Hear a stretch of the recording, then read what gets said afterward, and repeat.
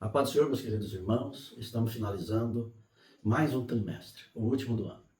E hoje estudaremos a lição 13 da nossa lição bíblica, que está sob o título As promessas de Deus são infalíveis, né? Nós vamos meditar nessa lição. Antes mesmo de entrarmos por essa lição, eu quero desejar um feliz ano novo para os irmãos, que todos possam entrar em 2025 cheio de alegria, cheio de prosperidade espiritual, e também que Deus possa suprir todas as necessidades dos irmãos neste ano. Se inscreva aqui no canal, dê um like e nos comentários coloca um pedido de oração, aquilo que você quer que Deus realize na sua vida, salvação de almas, cura, tudo aquilo que o seu coração almeja. Coloca aí nos comentários e a gente vai estar criando aqui um caderno de oração e estaremos intercedendo por você e toda a sua família, para que Deus venha fazer em sua vida, na vida da sua família, que todas as promessas prometidas nesta lição se cumpram também na vida de vocês.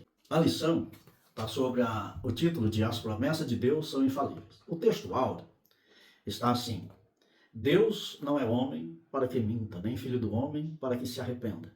Porventura diria ele que não o faria? Ou falaria e não confirmaria? Números capítulo 23, versículo 19.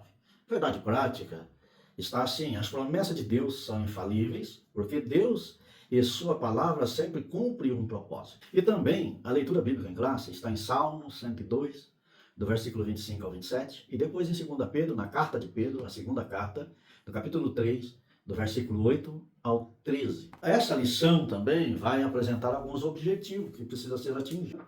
O primeiro objetivo é apresentar a doutrina bíblica da infalibilidade de Deus. O segundo é explicar o aparente paradoxo a respeito de Deus não mente e nem se arrepende. E o terceiro, afirmar que as promessas de Deus são infalíveis. Já partindo aqui para a introdução da lição, né, a nossa introdução vai deixar bem claro aqui que Deus não falha. Vai falar que ele é onisciente, onipresente e onipotente. Esses são os atributos atribuídos de Deus por ele ser grande, por ele ser poderoso, por ele ser além do entendimento humano. Entrando pela lição, a gente vai ver que são três tópicos, três partes. Primeiro, a infalibilidade de Deus. Refere-se à perfeição absoluta de Deus. Que Deus é um Deus que não falha, que não comete erro, que não mente, que não se arrepende, e os seus planos são perfeitos. Isso significa que ele é infalível, é um Deus pleno, um Deus que rege todo o universo com sabedoria e com grandeza, né? Aqui na Bíblia vai mostrar algumas referências bíblicas a respeito da sua infalibilidade, né? Do seu poder supremo. Lá em Números, no capítulo 23, versículo 19, diz assim: a Bíblia afirma: Deus não é homem para que minta, e nem filho do homem para que se arrependa. Deus é perfeito em sabedoria. Esse é o Deus que nós servimos. Relacionado a todas as promessas que essa lição nos falou a respeito delas, prometendo em várias áreas de nossas vidas, na área da família, na área individual, na área do trabalho, na área espiritual, todas as suas promessas, Deus as faz cumprir. Nenhum inimigo pode atrapalhar as coisas que Deus tem prometido se cumprir na nossa vida. A única coisa que pode atrapalhar um cumprimento de promessa são nós mesmos, com as nossas desobediências, que a nossa falta de fé é que vai impedir o agir de Deus na nossa vida. Mas ele não falha. Também lá em Isaías, no capítulo 46, e o versículo 10 diz assim: ele possui conhecimento infinito e age com base nesse conhecimento. Seus planos e propósitos não falham. Então você vê que você tem, né? Você está debaixo de um propósito de Deus. Você tem que ter uma afinação com Deus perfeita.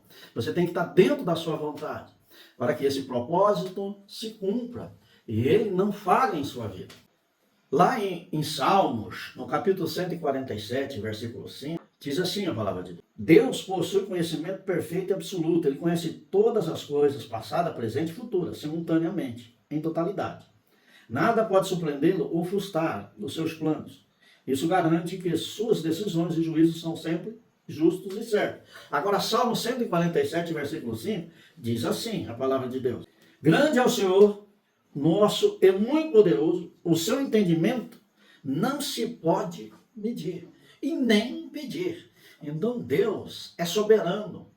Ele está acima de todas as coisas. Em todas as coisas está patente aos seus olhos, dentro do seu controle. Esse é o Deus que nós servimos, esse é o Deus que fez essas promessas. Na segunda parte desse primeiro tópico está assim, uma promessa infalível. Quais são as promessas infalíveis de Deus?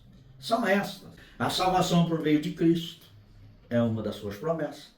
No capítulo 3, versículo 16 de João, declara essa promessa. É uma promessa totalmente declarada a toda a humanidade da Terra. Não tem exceções de pessoas. Deus não faz acepção de pessoas. Todos podem alcançar essa promessa e viver essa promessa e ficar preso em uma esperança através dessa promessa. Está escrito assim na Bíblia, porque Deus amou o mundo de tal maneira que deu seu Filho unigênito para que todo aquele que nele crê não pereça, mas que tenha a vida eterna. A vida eterna aqui é uma promessa da qual nós estudamos a lição passada, em vida abundante. E nessa lição aqui agora, nós estamos reafirmando esta promessa dita por Deus e falando que ela é infalível. Deus está velando sobre esta promessa. Se você abrir lá em Jeremias, no capítulo 1 de Jeremias, você vai ver o que Deus faz sobre a sua palavra. Ele vela sobre ela para que se cumpra. Ele está de olho, ele está patente com seus olhos, querendo que chegue a hora de se cumprir na minha e na sua vida. Essa vida eterna é estar com ele eternamente. Em Jeremias, no capítulo 1, versículo 12, diz assim, o Senhor, respondendo a Jeremias, diz assim, disse-me o Senhor, viste bem, porque eu velo sobre a minha palavra para cumprir. Então você vê que é uma ação de Deus contínua, né? Por isso que lá em Salmo vai falar que se Deus não vigiar, em vão vigia o sentinela. Porque o sentinela dorme, ele cochila, tosqueneja. Deus não. Deus está atento em todo o tempo, porque Deus vive fora desse tempo. Deus não está aqui. Quem vai falar, Deus não vai estar nesse mesmo plano de tempo que nós vivemos. O apóstolo Pedro, na sua carta, vai falar na sua segunda carta, que um dia é como 1000 anos, 1000 anos como um dia, porque Deus não vive nesse tempo. E aí, a sua palavra aqui, ele está velando sobre ela para cumprir, né? Porque as suas promessas prevalecem, né? Mas a gente tem que entender que também que toda ela é condicional, ela não é incondicional. A condição aqui é obediência, é fé, né? É amor, é graça, essas são as condições. Obedecer a sua palavra, essas são as condições que ele dá para nós, para que alcancemos essas promessas que são infalíveis.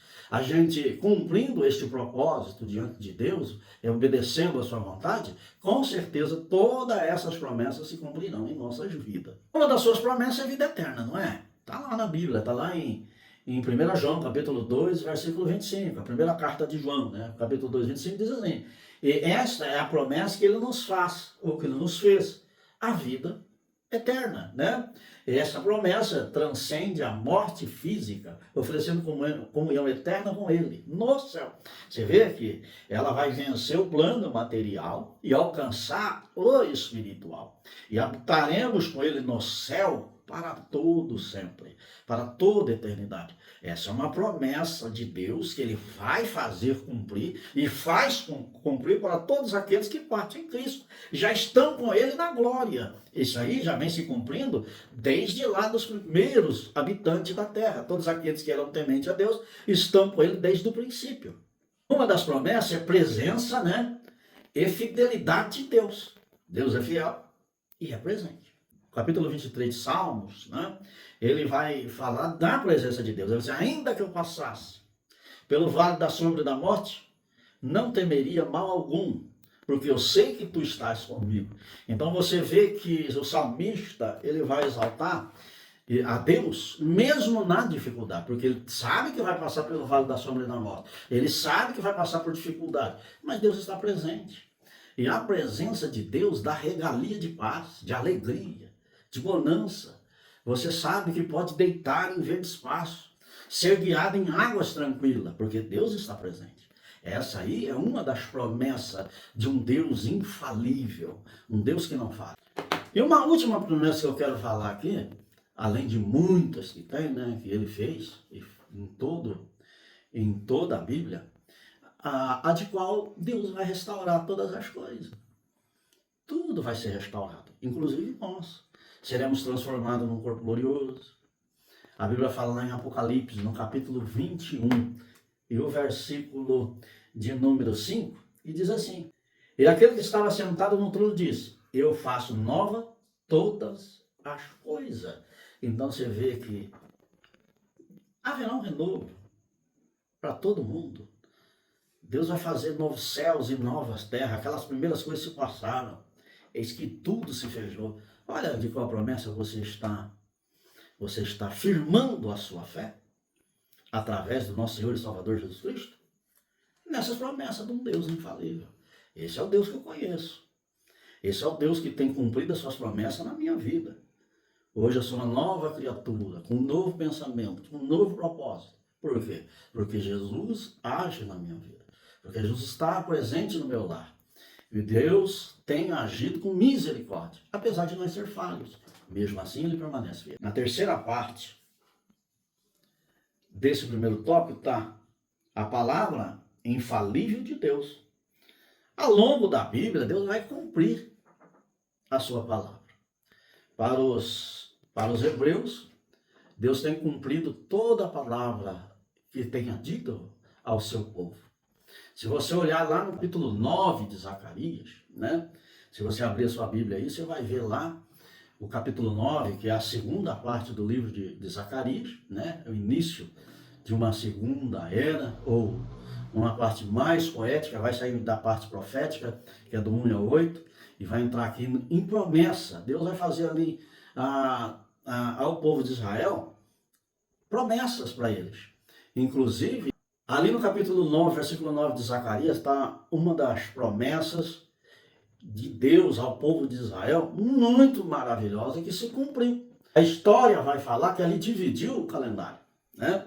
Que está escrito assim lá na Bíblia: Alegra-te muito, ó filha de Sião, exalta, ó filha de Jerusalém. Eis que aí te vem o teu rei, justo e salvador, humilde, montado em jumento, no jumentinho, cria de jumento. Aqui o profeta está falando de Jesus Cristo. Quando entra pela rua principal de Jerusalém, montado num jumento. O salmista, no capítulo 24, vai dizer: quem é esse? Quem é esse rei da glória? É o Deus, é o Senhor dos exércitos. Então você vê que essa profecia se cumpriu. Aonde Gálatas, no capítulo 4, versículo 4, vai falar que manifesta nesses últimos dias por amor de nós. Então você vê que ali divide o calendário, a história vai dividir o calendário. Porque Deus entra com a sua imensa misericórdia e graça e dá o seu filho para morrer em nosso lugar, ser o nosso substituto. Essa é uma promessa que ele fez cumprir. E não só essa, lá no capítulo 30, e versículo 6, Jesus ainda vai falar mais de promessa em Jeremias. Agora aqui nesse capítulo 9 ainda de Zacarias, ele vai mostrar várias nações que assolavam o povo, se perturbavam o povo, que escravizavam o povo de Israel.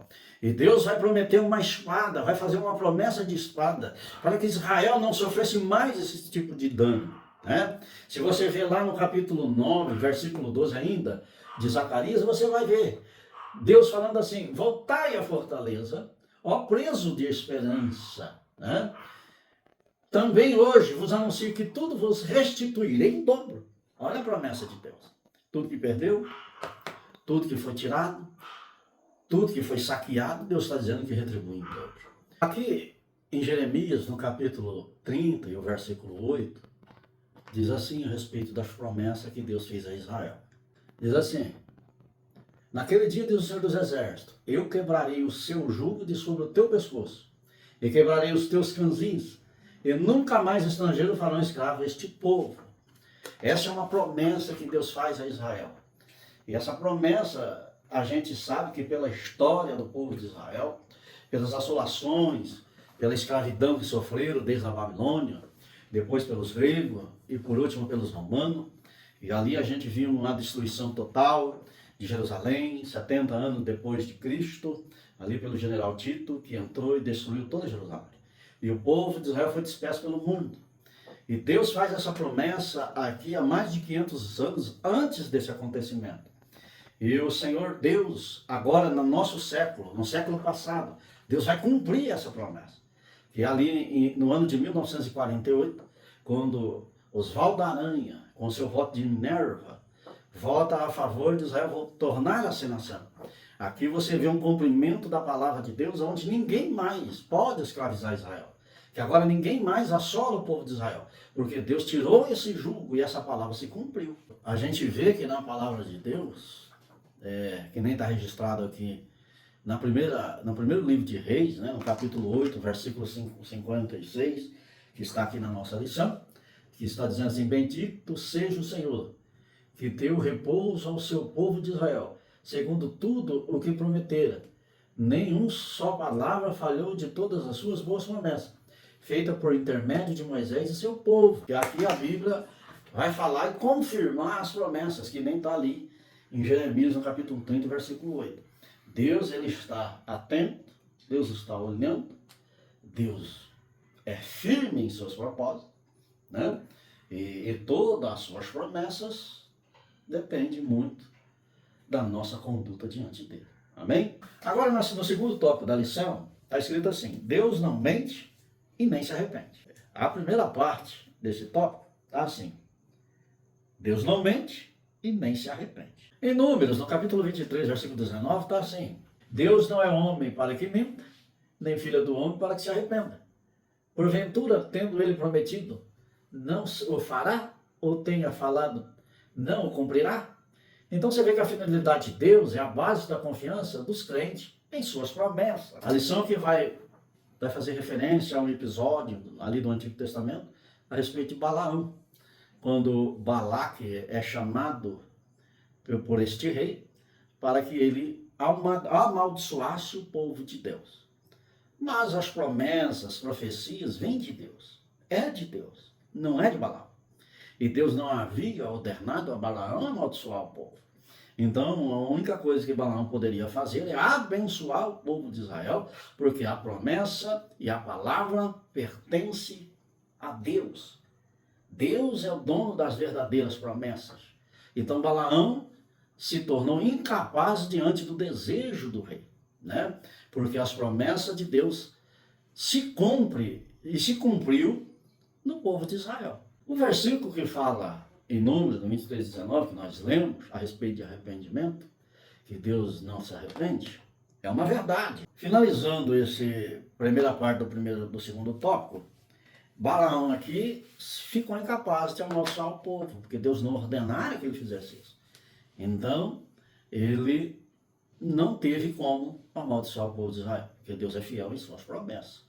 E as promessas para Israel era uma promessa de ser uma grande nação, de um povo escolhido e separado por ele. Agora, nós temos aqui a segunda parte, ou o segundo subtópico dessa lição, que diz assim: Deus se arrependeu? Bom, se Deus se arrependeu, ele não é onisciente, onipresente, onipotente. Aí ele vai ter alguma falha dentro desses atributos. Então, por isso que Deus não se arrepende. Agora, a lição chamou a nós a meditarmos nessa parte, então vamos meditar nela. Aí em Gênesis, no capítulo 6, versículo 6, diz assim: então se arrependeu o Senhor de ter feito um homem na terra, e isso lhe pesou no coração. Aqui o versículo dito aqui, que Deus se arrepende de ter feito um homem, se a gente for estudar só essa parte, a gente vai entender o arrependimento de Deus. Olhando aqui para esse versículo, para entender esse arrependeu-se, né? E se a gente for analisar pela tradução, que saiu lá do original até chegar para nós aqui, na transliteração dessa palavra, chegou aqui para nós como arrependeu aqui no português, mas essa palavra também pode ser traduzida para entristecer. Deus se entristeceu por ter feito o homem. Por que se entristeceu de feito o homem? A gente vê uma razão muito forte de ver que muitos homens deixaram de escolher a adorar a Deus, a respeitar a sua palavra, a obedecer os seus mandamentos, e escolher os caminhos tortuosos, a qual levam eles à condenação eterna. Vê tantos homens lá naquele lugar, condenado para todo sempre. E isso traz um entristecimento, um arrependimento. Mas não que a sua obra traz arrependimento. Não, jamais. Deus jamais. O que traz entristecimento é que ele é amoroso, ele é rico em amor. E ele quer que todos se salvem e nenhum se perca. Isso aí é o sentido da palavra. Lá em 1 Pedro, no capítulo 3, versículo 20, diz assim, ó, os quais no outro tempo foram desobedientes quanto à longanimidade de Deus e aguardavam nos dias de Noé, enquanto se preparava a arca, no qual poucos, a saber, 8 pessoas foram salvas através das águas. Então você vê aí a ação de Deus, né, em salvar o homem, fez a arca para ver se os homens se arrependessem e entravam na arca. Mas não houve, somente 8 pessoas estavam lá dentro e foram salvas. Aquela multidão que existia na sua época, perderam as suas almas. Então você vê que os homens amam mais as trevas do que a luz.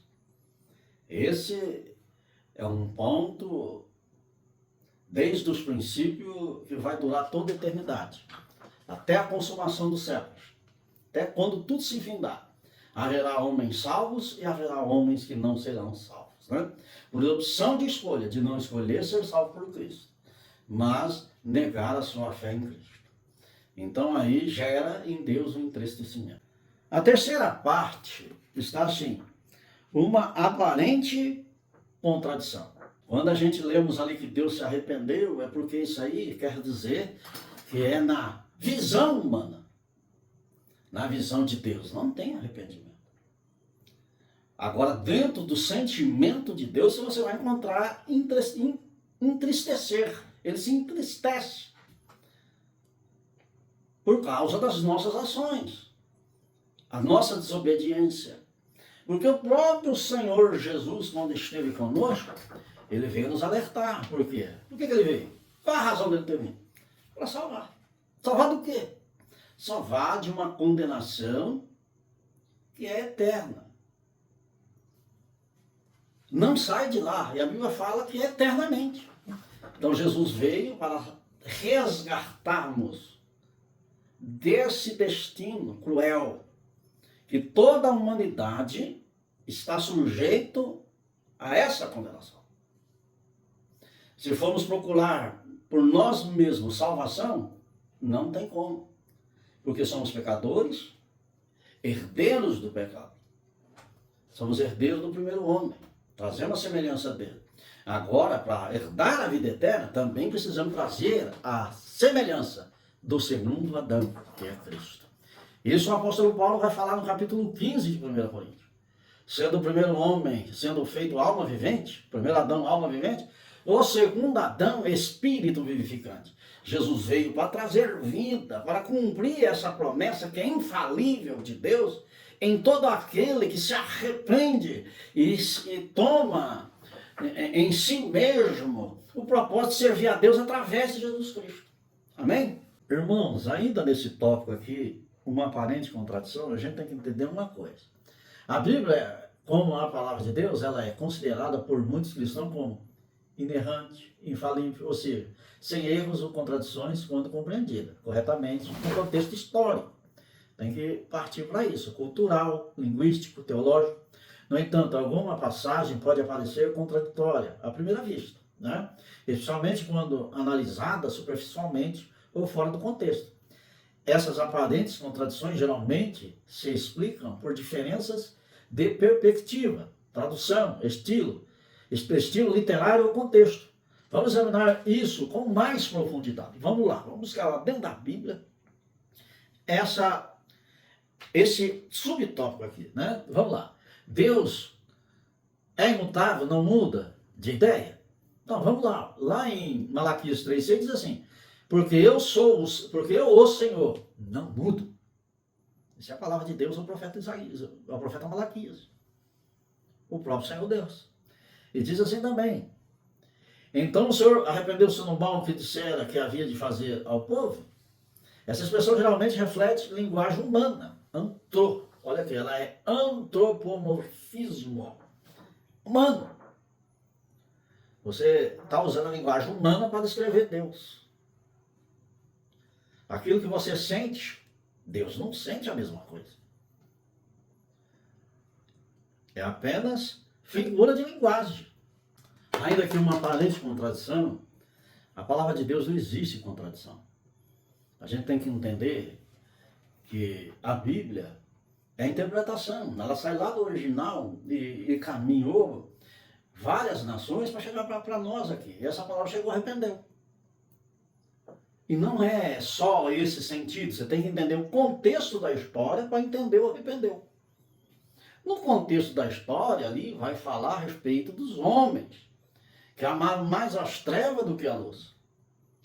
Ali Deus vai enxergar, porque Deus é onisciente, Ele é onipresente, é onipotente. Ele já está vendo o final de todas as coisas. Enquanto nós estamos aqui vivendo o presente, Deus, Ele é o presente, mas também já é o futuro, já sabe tudo que vai acontecer lá no final. Aí traz entristecimento ao coração de Deus de ver aquela multidão que perdeu as suas almas. Esse é o sentido do arrependeu aqui, não é contradição. Quando ele fala que ele não é filho do homem para que se arrependa e nem filho do homem para que minta, ali é arrepender mesmo. A palavra ali é arrepender. Porque ele não se arrepende de nada que fez e das promessas que fez. Porque as promessas que ele fez, vai haver o cumprimento. Muitas delas já se cumpriram, a qual nós já falamos aqui a respeito de Israel. E se for observar no Evangelho, em Atos dos Apóstolos, você vai ver outra promessa se cumprir. No capítulo 2 de Atos dos Apóstolos, você vai ver a promessa feita a Joel, no capítulo 2, 28, e cumprir no capítulo 2. Então você vê que as promessas de Deus, Ele faz cumprir. Trabalha nela. Agora, se você achar que você é uma pessoa importante, que as promessas só se cumprem se você estiver presente, olha, você está enganado. A Bíblia fala que Deus põe outro no seu lugar. A gente vê aí, tem muito perigoso essas pregações de internet, onde tem essas pregações antropocêntricas. Cuidado. Tem uns aí que diz que o teu valor é o mesmo de Jesus. E não é. Você não tem valor nenhum. A nossa chegada a Deus é através da misericórdia de Deus. O valor aqui é em Cristo, porque no nome dele fazemos tudo. No nome nós oramos, curamos enfermos, no nome de Jesus. A gente oramos, curamos enfermos, no nome de Jesus, expulsamos demônio. Tudo no nome de Jesus. No capítulo 15, versículo 5 de João, diz assim, ó. Eu sou a videira, vós os ramos. Quem permanece em mim e eu nele, esse dá muito fruto. Porque sem mim nada podeis fazer. Como é que você é igual a Jesus? Como é que você tem o mesmo valor? Você é apenas um ramo. E esse ramo aí pode ser cortado e jogado no fogo, você é queimado. Então presta atenção que as promessas de Deus são infalíveis, imutáveis, não cai por terra nenhuma de suas palavras e não volta vazia. Veja bem, esse é o Deus que nós servimos. Amém, irmãos? Então entenda bem, não tem contradição, não tem sombra de variação. A palavra de Deus não envelhece. Ela não precisa ser mudada ou atualizada. Porque Billy Graham mesmo, no seu sermão, ele vai falar que a palavra de Deus é mais atual do que o jornal que vai sair no dia seguinte. E é mesmo. Ela atua. É uma palavra que divide a alma, corpo e espírito. É uma palavra que julga a alma, julga o corpo, julga o espírito. É uma palavra presente para nos consolar, presente para nos edificar, presente para nos curar. Ela é atual. Então, cuidado. E entender que há contradição na vida. No terceiro tópico, está assim: as infalíveis promessas de Deus. Na primeira parte desse tópico é um plano glorioso. Qual é o plano glorioso que Deus tem para cada cidadão da terra? Né? E não só para cada cidadão, mas para toda essa obra que ele fez. Né? Existe um plano para tudo isso. E a Bíblia vai nos deixar patente a essas promessas que pertencem a esse plano. Né? E esse plano teve início lá em Gênesis, no capítulo 1, versículo 1, quando Deus começa a criação do mundo, do céu e da terra, do firmamento e de todos os seres viventes da terra e do homem, construído através das suas mãos, moldado pelas suas mãos. Então isso já é o início do plano, que nem está aqui na Bíblia, Quando a palavra diz assim, no princípio Deus criou o universo perfeito, harmonioso, revelando a sua glória. No princípio criou Deus os céus e a terra. Gênesis 1:1, né? A humanidade foi criada à imagem e semelhança de Deus, né? E ele colocou um governo sobre os ombros do homem, para governar sobre esta terra, nomear plantas, nomear animais, ser o governo, mandar em tudo, né? Ser autoridade sobre a terra. E todos os dias Deus descia para conversar com o homem, dialogar com o homem a respeito de tudo isso. O homem estava ali num plano eterno de Deus, né? Mas existe aqui um fato que aconteceu no Jardim do Éden, que é algo que a gente aprendemos também na lição passada. Os que vieram antes de Jesus Cristo, que é o pecado. O pecado entrou, o que ele entrou fazendo? Ele entrou destruindo, matando e roubando. Quando o homem pecou, ele morreu espiritualmente. O governo foi tirado dele e passado para Satanás. O governo deste mundo. Por isso que o mundo jaz do maligno. Né? Aí veio a destruição, porque a Bíblia fala que nasceram ervas daninhas, ambrolhos, aquelas coisas que não existiam, passou a existir, que é a parte destrutiva da terra e do ser humano. E a morte passou a reinar tanto espiritual como biológica. O Senhor Jesus vai dizer assim, o Senhor Deus lá vai falar assim, do pó fosse tomado, mas o pó retornará. Então você vê que o que veio antes de Cristo veio provocando essa destruição total na terra. Mas o plano de Deus continuava ativo, porque o plano dele é glorioso. Se nós ir lá para a carta de Pedro, ou se não lá para Hebreus, capítulo 10 de Hebreus, você vai ver que o plano de Deus não se restringe assim que o homem pecou. Mas já vem de antes, porque ninguém pode surpreender a Deus. Ele é onisciente, onipresente, onipotente. Ele já sabe de tudo. Lá no Jardim do Éden já houve derramamento de sangue, porque o homem e a mulher se cobriram de folhas. Mas Deus sacrificou animais para fazer roupa da pele dos animais que ele sacrificou. Já tinha Jesus expresso ali nesse derramamento de sangue. Depois, a partir de todo o Velho Testamento, houve ainda muitas vezes derramamento de sangue. E quando Jesus olhava para aquele sacrifício, aplacava a ira de Deus, porque Deus olhava naquela ovelha, naquele cordeiro, naquele boi, sendo sacrificado, já enxergava Jesus. E o seu amor se acendia novamente. Então o plano de Deus glorioso parte daí. E ele vem atravessando todos os séculos e milênios, até alcançar os dias de hoje. E esse plano glorioso, o próprio Senhor Jesus vai dizer lá no capítulo 28 de São Mateus, lá no último versículo, até a consumação dos séculos. Então tudo se findar. O plano glorioso de Deus chega até o fim. E ele não para ali. O plano agora sobe. E a Bíblia vai falar que agora um novo céu e uma nova terra. Não há mais morte, porque sepulcros não serão erguidos. Não haverá mais dor, porque enfermidades serão cessadas. Não haverá choro, porque lá não entra tristeza, é só alegria. Uma alegria transcendente, porque o próprio Deus vai trazer uma fagulha dessa alegria nos nossos momentos de hoje, que Ele nos dá a sentir a presença do Espírito Santo em nós, e nós nos alegramos, falamos em línguas, profetizamos, temos visões, enxergamos o céu, vemos que Deus está preparando uma glória eterna, um lugar glorioso, um plano glorioso, para que nós possamos descansar eternamente. Descansar não de sentido cansado, não. Descansar no sentido do pecado, porque pecado não vai entrar lá. Agora você vai ter a certeza da presença, porque Deus agora é o nosso sol, é a nossa luz. É Ele que vai se apresentar a nós e nos guiar diante dEle.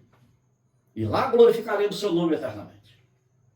Esse é um plano glorioso. Então, meus irmãos, lá na Bíblia mostra, né, que lá no Jardim do Éden, lá em Romanos 3:23, vai falar da semelhança do Jardim do Éden. Qual era essa semelhança? Está assim, ó. Pois todos pecaram e carecem da glória de Deus. Mas por que todos pecaram? Porque trazemos o pecado original que foi feito, que foi consumado no Jardim do Éden por Adão. Ah, mas foi Eva. Não, foi Adão. O pecado está em Adão. Deus chamou Adão, não chamou Eva. Então temos que entender que ali no Jardim do Éden, pecado original, pecado de origem. Olha onde o plano de Deus é trabalhar. A gente conhecemos o original, que é desobedecer a Deus e comer do fruto a qual Deus ordenara que não comêssemos, ou que não comer. O de origem nasce primeiro do que o original. Mas por que primeiro? Porque ele desejou comer. Ele desejou, pecou. E foi lá e consumou o original. Agora Jesus Cristo veio por esse, o original. O de origem continua. Por isso que o Senhor Jesus vai dizer assim: quem quer vir após mim, negue-se a si mesmo, tome a sua cruz cada dia e siga-me. Renunciar essa tua natureza pecaminosa, a qual você deseja, aquela que você pode escolher. Você tem um livre-arbítrio, e esse livre-arbítrio tem que ser santificado em Cristo, para que o plano glorioso de Deus se estenda até você. O apóstolo Paulo aos Gálatas vai escrever a respeito das obras da carne e o fruto do Espírito.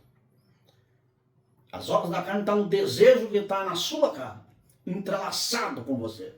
Você precisa renunciá-lo, viver em espírito, em oração, em jejum, buscar a Deus, para que o plano glorioso de Deus esteja em você.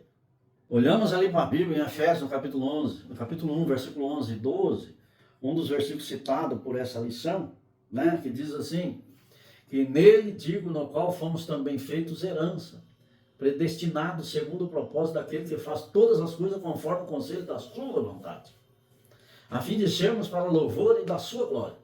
Nós, os que de antemão esperamos em Cristo, o nosso Deus trouxe o seu Filho para que possamos cumprir nele todo o propósito de Deus, mas obedecendo a sua palavra para alcançarmos esse plano glorioso. E ao obedecer a palavra é escolha. Escolha obedecer ou escolha não.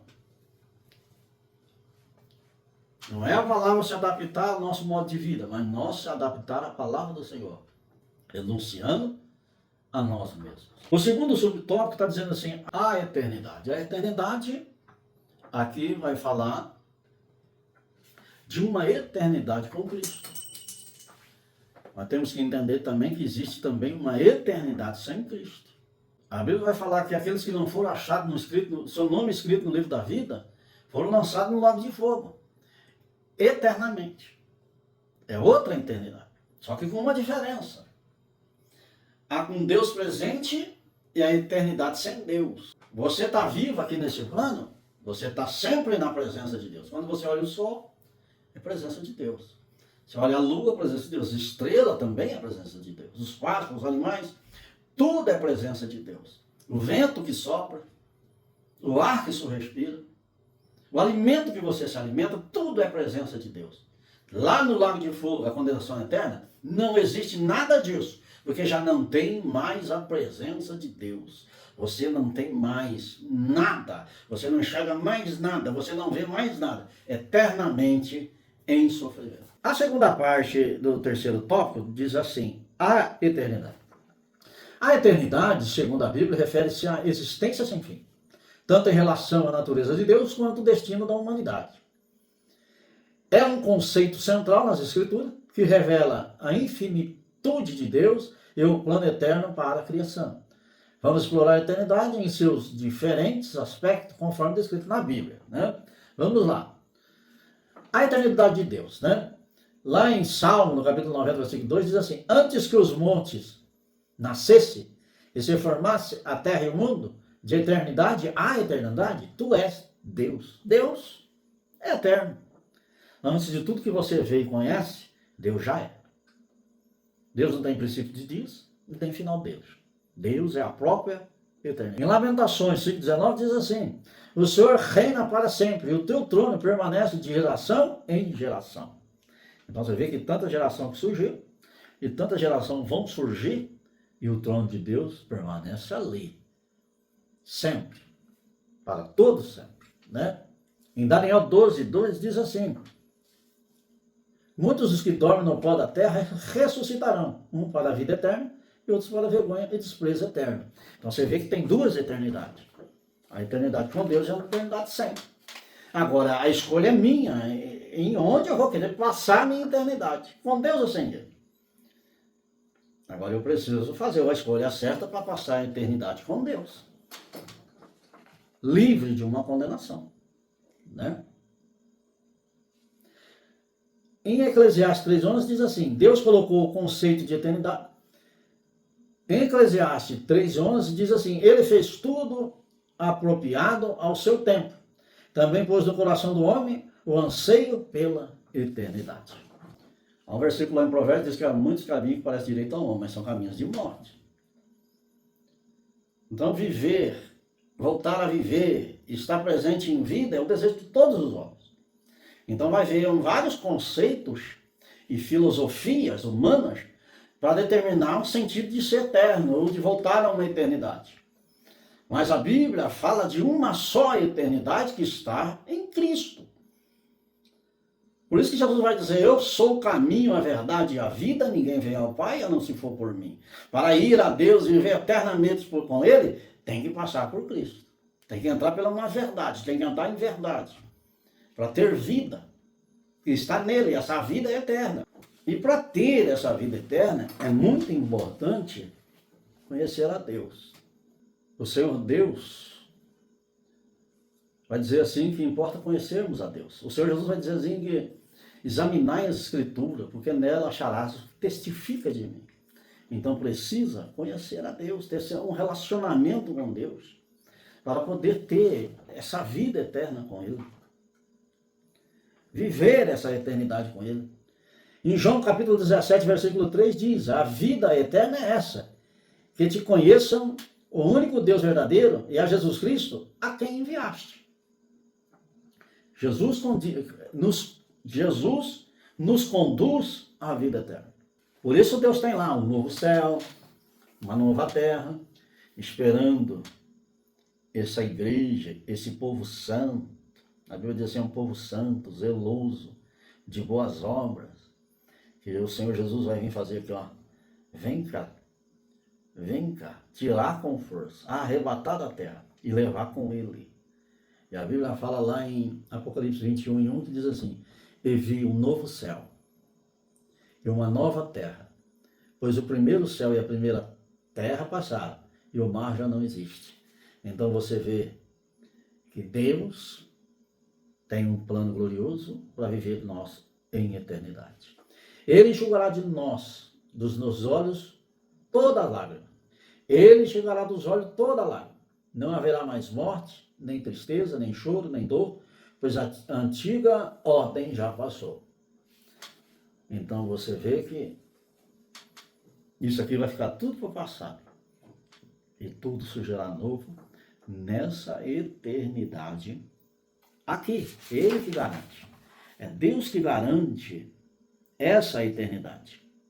Mas precisamos renovar o nosso interior para estar preparado ao encontro do nosso Senhor na glória.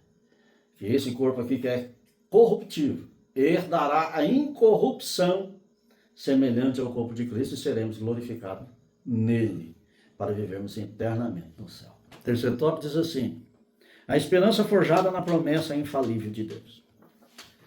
Essa esperança infalível de Deus, da qual está escrito aqui, é uma esperança que ela é forjada na promessa. Não vai existir esperança se não houver promessa. E as promessas a qual gera esperança em nós é as promessas que o Deus infalível faz. É o Deus imutável faz. Esse Deus glorioso que conhecemos e servimos. E ele vai relatar na sua palavra e e nos potencializar a nossa esperança em promessa que nós vivemos e esperamos que aconteça futuramente em nossas vidas. Se você olhar lá no capítulo 13, versículo 13 de 1 Coríntios, vai dizer assim, permanece esses três: a fé, a esperança e o amor. Esse versículo, nessas duas primeiras palavras, que é fé e esperança, a gente vai procurar motivação para elas, a gente vai achar. A fé é motivada pela palavra e a esperança pela promessa. Então toda promessa que nós encontramos na palavra gera a fé nela e a esperança aflora. Por isso que a Bíblia vai falar que até os nossos ossos dormem em esperança. Estamos no túmulo, mas estamos em esperança. Sabendo que dormimos, sabendo que o Senhor, no dia do arrebatamento da igreja, os mortos ressurgirão primeiro. E todos nós seremos transformados. Essa é uma viva esperança. Não é a esperança do mundo, onde se espera um remédio mais atual, uma tecnologia da medicina melhor. Não é aonde o elixir da juventude faça você permanecer jovem. Isso não existe. A morte chega para todos. A velhice chega para todos. Tudo se acaba, tudo passa. Mas a palavra e a promessa de Deus permanece para sempre. Esse é o sentido de tudo isso. Para quem tem uma viva esperança, ela é além do túmulo. Não é igual aquele que perde a sua vida e perde o seu sonho, perde a sua esperança. Olha, tinha tanta esperança, tinha tanto sonho, mas morreu tão novo, tudo se acabou. Para aquele que espera em Cristo. A Bíblia vai dizer que aquele que espera em Cristo só nessa vida é mais miserável dos homens. A gente precisa esperar além dessa vida, porque Deus é presente na nossa vida. Amém, irmãos? Chegamos então a mais um final de uma lição. E a conclusão diz assim: concluímos mais um trimestre estudando a respeito das promessas infalíveis de Deus. Aqui temos a oportunidade de renovar a nossa esperança no Senhor, sabendo que podemos fazer nossa caminhada com Cristo de maneira confiante e segura, pois o nosso Deus é fiel para cumprir a sua infalíveis promessa. Confiemos em Deus e na sua força e no seu poder. Espero em Deus, que Ele tudo pode e tudo está patente em suas mãos, para dar a cada um segundo a sua vontade. Há um galardão no céu te esperando. Seja fiel a Ele. Seja fiel à sua palavra. Que lá no céu, a Bíblia diz que tem um galardão te esperando. Amém. Que Deus abençoe os irmãos, a cada um de vocês que é ouvinte dessa Escola Bíblica Dominical, finalizando mais um ano das nossas escolas bíblicas. O ano que vem tem um novo propósito de lição e a gente estaremos aqui estudando juntamente com os irmãos e aprendendo também. Comenta aqui nos comentários, coloca aí o desejo do teu coração para o ano 2025 e vamos a esse propósito de oração para todos os santos e para todos aqueles que colocarem o seu nome aqui nas inscrições desse vídeo. Vamos orar e agradecer a Deus por esse momento aqui. Grandioso Deus, Pai de bondade, obrigado, Jesus, por nos trazer até aqui e nos abençoar até aqui. Senhor Deus, se conosco, abençoa os ouvintes da Tua Palavra, a cada um dos alunos, Senhor, dê graça e entendimento da Tua Palavra.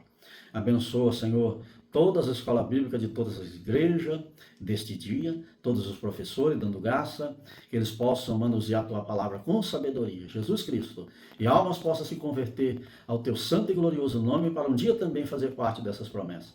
Assim eu te peço e te agradeço em nome de Jesus. Amém.